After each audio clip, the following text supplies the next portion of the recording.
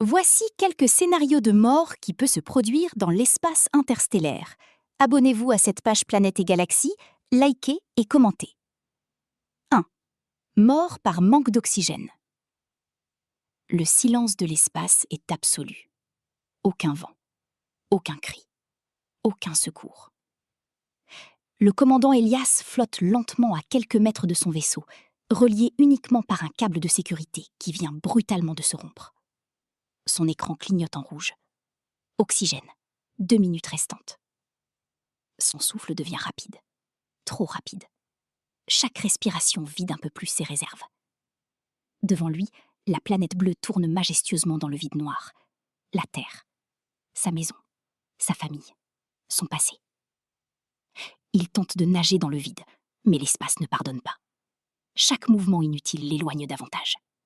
Puis vient la première sensation étrange, le calme. Le cerveau, privé d'oxygène, commence à ralentir. Les étoiles deviennent floues. Ses mains tremblent. Son cœur frappe violemment dans sa poitrine. Une dernière alarme. Puis, plus rien. Son corps continue de dériver éternellement dans l'immensité glaciale du cosmos. 2. Mort absorbé par un trou noir. Le vaisseau scientifique Orpheus s'approche trop près de l'horizon d'un immense trou noir. Au début, tout semble normal. Puis, le temps commence à se déformer. Les écrans deviennent instables. Les secondes semblent durer des heures. Le capitaine voit les étoiles se tordre comme des rivières lumineuses autour de l'abîme noir. Soudain, les alarmes explosent. La gravité devient monstrueuse. Le corps du scientifique Adrian est étiré lentement par une force invisible. Ses jambes sont attirées avant sa tête. Ses os craquent. Sa combinaison se déchire. Le phénomène porte un nom terrible, la spaghettification. Autour de lui, l'univers entier semble accélérer, pendant que pour lui, le temps ralentit. Il voit une dernière fois la lumière des galaxies, avant d'être englouti dans une obscurité sans fin. Personne ne saura jamais ce qu'il est devenu de l'autre côté. 3. Mort congelé dans l'espace. La navette explose sans prévenir. Mila est éjectée dans le vide spatial. Le froid de l'espace n'est pas un simple hiver, c'est une absence totale de chaleur, une mort lente et silencieuse. La température chute brutalement. Sa respiration se transforme en vapeur glacée dans son casque fissuré. Ses doigts deviennent rigides. Son sang circule plus lentement.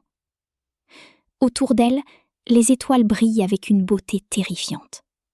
Elle essaye d'appeler quelqu'un. Aucune réponse. Peu à peu, son corps cesse de lutter. Ses paupières se couvrent de cristaux de glace. Son cœur ralentit. Puis, le silence éternel. Son corps gelé continue de flotter dans l'espace, comme une statue oubliée du futur. 4. Mort lors d'une explosion de station spatiale. La station orbitale Hélios 9 tourne paisiblement autour de Terre lorsque l'impensable arrive. Une fuite dans le réacteur, une étincelle. Puis, l'enfer. L'explosion traverse les couloirs en une fraction de seconde. Les vitres éclatent. L'air est aspiré violemment dans le vide spatial. Les astronautes sont projetés contre les parois métalliques pendant que les alarmes hurlent. Le feu danse dans la pesanteur, comme un monstre vivant. Le lieutenant Kane tente de fermer une porte de sécurité, mais une seconde explosion pulvérise toute la section centrale. La station entière se désintègre lentement au-dessus de la Terre, dans un nuage de flammes et de débris lumineux. Depuis le sol, les humains croient voir une simple pluie d'étoiles filantes. Ils ignorent qu'il s'agit des derniers fragments d'une catastrophe spatiale. 5. Mort sur Mars, pendant une tempête. Sur Mars, le ciel devient rouge sombre. La tempête arrive. Des milliards de particules de poussière frappent les modules d'exploration avec une violence surnaturelle. Les panneaux solaires cessent de fonctionner. Les communications meurent. Le docteur Lena est seul. Très seul. Le vent martien hurle autour de sa base comme une créature géante. Puis, la pression chute. Une fissure apparaît dans son casque. L'oxygène s'échappe lentement. Elle tombe à genoux dans le désert rouge, regardant les dunes disparaître dans le chaos de sable. Le soleil devient invisible. L'obscurité recouvre la planète entière. Sa respiration devient difficile, puis impossible. Et dans la gigantesque tempête martienne, son corps disparaît peu à peu sous la poussière rouge. 6. Mort écrasé par une pluie de météorites. Le vaisseau cargo traverse une zone interdite de la ceinture d'astéroïdes. Erreur fatale. Les radars détectent soudain des centaines d'objets arrivant à une vitesse impossible. Trop tard. La première météorite traverse la coque comme une balle géante, puis une deuxième, puis des dizaines. Le métal explose dans tous les sens. Le capitaine n'a même pas le temps de crier. Une immense roche frappe directement le cockpit. Le vaisseau est réduit en morceaux. Dans le vide spatial, des fragments humains et métalliques dérivent au milieu d'une tempête cosmique de feu et de pierre. 7. Mort dans un vaisseau abandonné. Le signal de détresse du vaisseau Erebus a disparu depuis 10 ans. Quand Nolan ouvre les yeux, il est seul. Tous les autres membres d'équipage sont morts depuis longtemps. Les lumières clignotent faiblement. L'air sent le métal et la rouille. Les systèmes énergétiques meurent un par un. Plus de communication, plus de moteur, plus d'espoir. À travers le hublot, il voit uniquement l'immensité noire de l'univers. Le temps perd son sens. Les jours deviennent des semaines. Les semaines deviennent des mois. Il parle tout seul, pour ne pas devenir fou. Puis un jour, le dernier générateur s'éteint. Le vaisseau plonge dans l'obscurité totale. Et dans ce cercueil flottant au milieu du cosmos, Nolan disparaît lentement dans le silence absolu. 8. Mort par radiation cosmique. Le bouclier protecteur du vaisseau vient de tomber en panne. Au début, rien ne semble changer.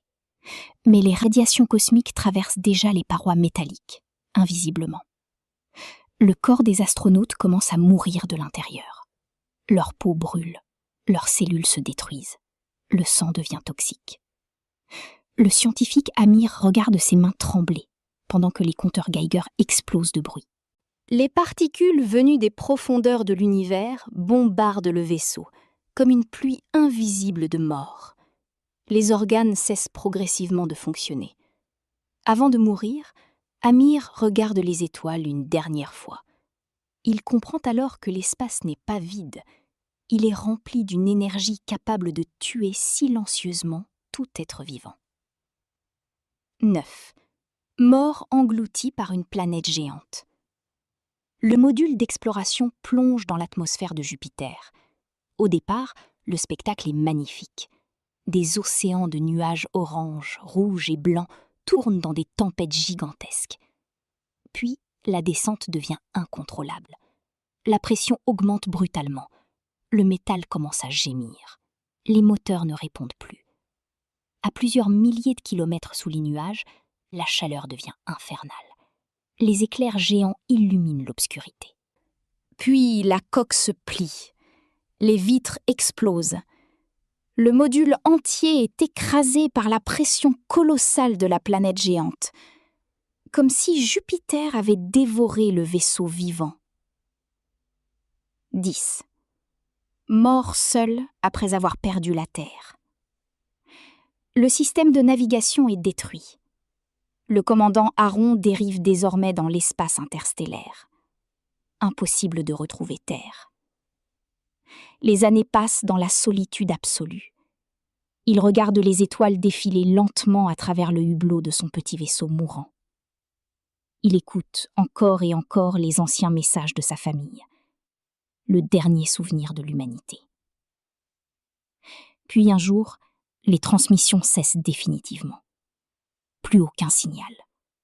Plus aucune voix humaine dans l'univers. Aaron comprend alors une vérité terrifiante. Il est probablement le dernier homme conscient, à des milliards de kilomètres de toute civilisation. Le vaisseau continue de dériver dans le noir éternel, jusqu'à ce que son cœur cesse enfin de battre.